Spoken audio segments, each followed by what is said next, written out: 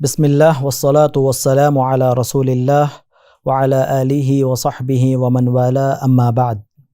مرسی T V pod cost میں آپ تمام کا استقبال ہے۔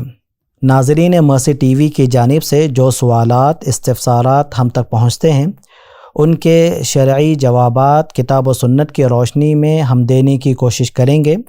آج کا جو سوال ہے، بارش کے وقت کون سی دعا پڑھنا چاہیے؟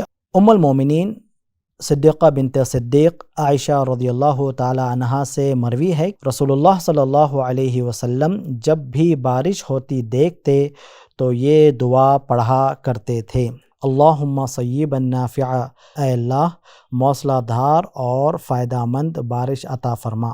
اسے امام بخاری نے روایت کیا ہے۔ اسی طرح ابو داؤد کے اندر ایک حدیث ہمیں ملتی ہے جس کے اندر الفاظ یہ ہیں، اللہم صیبا ہنیئا، اے اللہ موصلہ دھار اور برکت والی بارش عطا فرما۔ عام طور سے جب کبھی بارش کے ایام ہوتے ہیں، بارش ہوتی ہے، کچھ دشواریوں کا بھی سامنا کرنا پڑتا ہے۔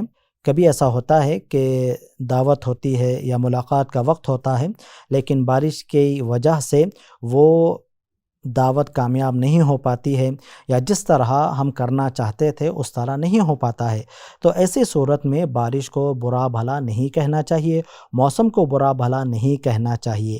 جب کبھی آپ کو ایسا لگے ایسی بارش ہو رہی ہے جس سے ہمیں نقصان ہو رہا ہے تو اللہ کے رسول صلی اللہ علیہ وسلم نے یہاں پر بھی ہماری رہنمائی کی ہے۔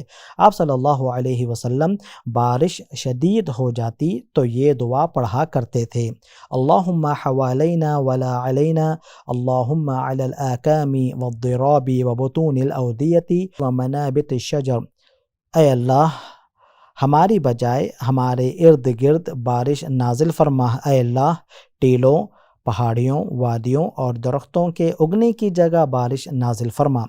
اس حدیث کو امام بخاری نے روایت کیا ہے۔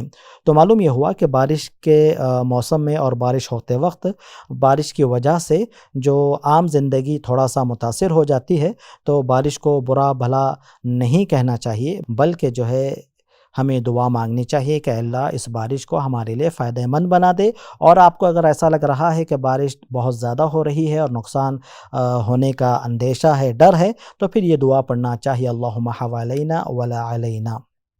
هذا واللہ اعلم وصلی اللہ علی نبینا محمد وعلی آلہ وصحبہ وسلم۔